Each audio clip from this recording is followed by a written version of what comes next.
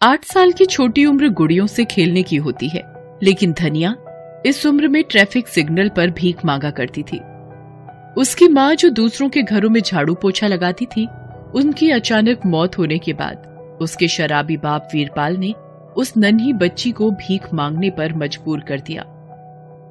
भगवान के नाम पर कुछ पैसे दे दो भैया, इस गरीब पर तरस खाओ भैया। ए भिखारन, चल भाग यहाँ से। धनिया की किस्मत में किसी के 1-2 रुपए होते तो किसी की गाली और दुत्कार। जिस दिन वो कम पैसे लाती, उसका बाप उसकी बेल्ट से पिटाई करता। वो बेचारी हर दर्द सहती, लेकिन अपने पिता से कभी कोई शिकायत नहीं करती थी। एक दिन धनिया को बहुत भूख लगी थी, तो उसने 5 रुपए के चने खरीदे, कुछ खुद खाए और कुछ अपने पिता के लिए रख लिए। शाम को वो जब घर पहुंची तो बाबा, ये देखो, मैं आज आपके लिए चने लाई हूँ। चने? मुफ्तखोर, कितने पैसे खर्च कर दिए इसके लिए तूने? बाबा, सिर्फ 5 रुपए। रुपए पेड़ पर उगते हैं क्या? किसने कहा तुझे ये लाने को? पापा, वो तू आजकल कुछ ज्यादा ही हद से बाहर हो गई है।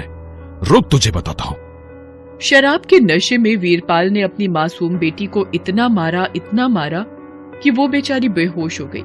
उसका पूरा शरीर लाल पड़ गया था और उसे बुखार भी आ गया, जिसके कारण वो अगले दिन सुबह जब देर तक सोती रही तो वीरपाल गुस्से में उसके पास गया। बड़ी बेशर्म है तू। तेरा बाप यहाँ जाग गया और तू खाट तोड़ रही है। पापा, पूरा शरीर दर्द कर रहा है, देखो ना, लाल लाल निशान भी पड़ गए हैं। देखो, मेरे सामने तो ये सब नौटंकी मत किया करो, नहीं तो इसका इलाज मुझे अच्छे से आता है। बोलो तो कर दूं इलाज फिर से। पिटाई के डर से बेचारी धनिया उस बुरी हालत में भी भीख मांगने निकल गई, लेकिन उसके पैर नहीं उठ रहे थे। थोड़ी ही देर में उसे चक्कर आ गया और वो रास्ते में बेहोश होकर गिर गई। उस रास्ते से न जाने कितने लोग गुजरे, लेकिन ज्यादातर लोग उसे अनदेखा कर निकल गए। हालांकि कुछ लोगों ने उसे कुछ पैसे भी दिए। उन पैसों से वो बाप के लिए शराब खरीद कर ले गई। समय यूं ही बीतता रहा। धनिया कभी आधे पेट तो कभी खाली पेट रहकर अपने पिता की शराब की जरूरत पूरी करती रही। समय तेजी से बीत रहा था। धनिया की उम्र अब 17 साल की हो गई थी। अब वो अपनी माँ की तरह ही लोगों के घर जाकर झाड़ू पोछा किया करती। एक दिन जब वो दूसरे के यहाँ काम करने जा रही थी, तो वीरपाल का मुंबई में रहने वाला दोस्त कुंवरपाल अपनी लंबी सी कार से उसके घर आया। वो धनिया को अजीब नजरों से घूर रहा था। और भाई कुंवरपाल, मुंबई जाकर तो तू सेठ हो गया। ये कपड़े, ये स्टाइल, ये तेरी गाड़ी, अरे लॉटरी लग गई क्या भाई तेरी? अरे कोई लॉटरी नहीं, मेहनत की कमाई है भाई। कुंवरपाल, तेरे साथ पिए हुए बहुत दिन हो गए भाई। चल मंडली जमाते हैं। ओए, मैं तेरे जैसी देसी नहीं पीता, इंग्लिश पीता हूँ, इंग्लिश है। चल तू मेरे साथ चल, आज मैं तेरे को पिलाऊंगा और मस्त खाना भी खिलाऊंगा। चल भाई, ये इंग्लिश दारू तो मस्त है। तू चाहे तो ऐसी इंग्लिश दारू तू भी पी सकता है। अरे तुझे चढ़ गई है क्या? मैं कहां से पीऊंगा ऐसी महंगी शराब? देख भाई, तू मेरा बचपन का यार है, मैं तेरे भले की ही बात बोलूंगा। तू अपनी धनिया की शादी कर दे। तेरा दिमाग खराब है क्या? उसकी शादी कर दूंगा तो मेरा घर कौन चलाएगा? मेरी दारू का खर्चा कौन उठाएगा? अरे पहले सुन तो, मेरे साथ मुंबई से मेरा एक पार्टनर मनीष भी आया है। वो बहुत अमीर है। उसने तेरी बेटी धनिया को देखा भी है, वो उसे बहुत पसंद है। मैं उससे तेरी बेटी की शादी करवा देता हूँ। वो तुझे बदले में 5 लाख रुपए देगा। 5 लाख? शादी के लिए? देख, उसे गांव की लड़की से ही शादी करनी है, इसलिए वो पैसे दे रहा है। तुझे मंजूर है तो बोल, नहीं तो और भी रिश्ते हैं। धनिया की शादी मनीष से हो गई। मनीष ने 5 लाख रुपए वीरपाल को दे दिए। 2 दिन बाद मनीष धनिया को ट्रेन से मुंबई लेकर चला गया। 17 साल की धनिया आंखों में नए सपने लिए मुंबई पहुंची। मनीष उसे बहुत प्यार करता था। वो पुरानी सारी तकलीफ भूल गई, लेकिन 1 सप्ताह के बाद ही। धनिया, मुझे जरूरी काम से 3 दिनों के लिए बाहर जाना है। मैंने तेरे लिए सब इंतजाम कर दिया है, तुझे किसी चीज की दिक्कत नहीं होगी। आपके बिना इतने दिन कैसे कटेंगे? अनजान शहर है ये, गांव होता तो कोई दिक्कत नहीं होती। अनजान क्यों? अब तेरा घर तो यही है ना, और 3 दिन की ही तो बात है। फिर तो मैं हूं ही तेरी सेवा में हाजिर। मनीष धनिया को छोड़कर चला गया, लेकिन उस दिन दोपहर के समय जब धनिया सो रही थी तो एक अनजान आदमी ने उसके कमरे का दरवाजा खटखटाया। उसने दरवाजा खोला। वो आदमी जबरदस्ती उसके घर में घुस गया और दरवाजा बंद कर दिया। अरे भैया, कौन है आप?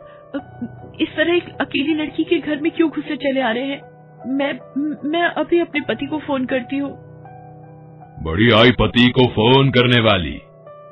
तेरे पति ने ही यहाँ घुसने के लिए पूरे 20,000 लिए हैं। चल अब नाटक बंद कर और मुझे खुश कर। ये आप क्या कह रहे हैं? मेरी तो कुछ भी समझ में नहीं आ रहा। ये समझ ले कि जिसे तू अपना पति समझ रही है वो तेरा दलाल है, समझी? और तू ये नाटक बंद करे। धनिया ने उस आदमी के मुंह से जो सुना उसे सुनकर वो बहुत डर गई। उसने उस आदमी से बचने की बहुत कोशिश की, लेकिन वो उस मजबूत कदकाठी के आदमी से कितना लड़ पाती। उस आदमी ने उसके साथ जो चाहा वो किया, फिर वो चला गया। 3 दिन तक कोई न कोई नया आदमी धनिया के पास आता रहा और उस बेचारी के साथ जबरदस्ती करता रहा। 3 दिन बाद मनीष आया। धनिया उसे देखते ही रोने लगी। मैंने आपको क्या समझा और आप क्या निकले? पति होकर आपने मेरा सौदा कर दिया। अरे ये सब तुम क्या कह रही हो? तुम्हारा सौदा कर दिया? किसने कहा तुझे ये? कहीं मेरे पीछे तो यहाँ कोई नहीं आया? तब धनिया ने मनीष को उसके जाने के बाद की सारी कहानी बताई। तब मनीष ने रोते हुए कहा, तेरे सर की कसम धनिया, मैं निर्दोष हूँ। मुझे यहाँ से ले चलिए मनीष, यहाँ मेरा दम घुटता है। हाँ धनिया, अब हम यहाँ नहीं रहेंगे। हम आज ही ये जगह छोड़कर कहीं चले जाएंगे। उसके बाद मनीष ने वो जगह तत्काल छोड़ दी और धनिया को लेकर वहाँ से निकल गया। फिर वो उसे लेकर एक नई जगह पर गया, लेकिन पता नहीं क्यों धनिया को उस इलाके में अजीब सी घबराहट होने लगी थी। ये आप कहाँ ले आए? ये जगह मुझे बिल्कुल ठीक नहीं लग रही है। क्या अब हम यहाँ रहेंगे? धनिया, यहाँ मेरा एक दोस्त रहता है। अभी कुछ दिन हमें यहीं रहना होगा। तुम थोड़ी देर यहाँ रुको, मैं उसे बाहर लेकर आता हूँ। उसके बाद मनीष एक बड़े से घर के अंदर गया। उसने धनिया को बाहर ही इंतजार करने के लिए कहा। असल में मनीष धनिया को कोठे पर बेचने लाया था। उसने 10 लाख में उसका सौदा कर दिया और पिछले रास्ते से वहाँ से निकल गया। धनिया बहुत देर तक उसका बाहर इंतजार करती रही, लेकिन वो नहीं आया। कुछ देर बाद कुछ बदमाश से दिखने वाले लोग बाहर आए और धनिया को पकड़कर अंदर ले जाने लगे। अरे अरे, मुझे आप लोग कहाँ ले जा रहे हैं? देखिए देखिए, ये घर मेरे पति के दोस्त का है। मैं आप लोगों की शिकायत करूंगी उनसे। छोड़ो मुझे। मनीष, मुझे बचाओ। वो गुंडे उसे पकड़कर अंदर ले गए। अंदर एक अजीब सी दुनिया थी। कई सारी लड़कियां अजीब स्थिति में इधर उधर घूम रही थी। तभी एक औरत जिसका नाम रीटा आंटी था, उसकी कड़कदार आवाज गूंजी। ए लड़की, अपना भोपू बंद कर, नहीं तो इतना मारूंगी कि मुंह से आवाज निकलनी ही बंद हो जाएगी। देखिए, मुझे छोड़ दीजिए। मुझे मेरे पति के पास जाने दीजिए। पति? तेरा पति तुझे 10 लाख में मुझे बेचकर चला गया। आज से मैं जो कहूंगी तुझे करना होगा, समझी? नहीं तो नरक क्या होता है वो तुझे यहीं देखने को मिल जाएगा। आज से तेरा काम है ग्राहकों को खुश करना, और वो कैसे करना है यहाँ की लड़कियां तुझे बता देंगी। धनिया सच में नरक में आ गई थी। यहाँ हर दिन कई सारे लोग उस असहाय लड़की के साथ जबरदस्ती करते और वो बेचारी सब कुछ सहती। उसे कई बार वहाँ से भागने का मन हुआ, लेकिन रीटा के गुंडे हमेशा सभी लड़कियों पर अपनी नजर बनाए रखते। धनिया एक लाश बनकर रह गई थी वहाँ, जिंदा लाश। उस 4 दीवारी में उसकी चीख गूंज कर रह जाती। दुख के बादल छटने का नाम ही नहीं ले रहे थे, लेकिन एक दिन ये बादल छटे। असल में हुआ ये कि एक दिन जब दोपहर में रीटा आंटी सो रही थी, तब वहाँ रोज की तरह सोहन चाय देने के लिए आया।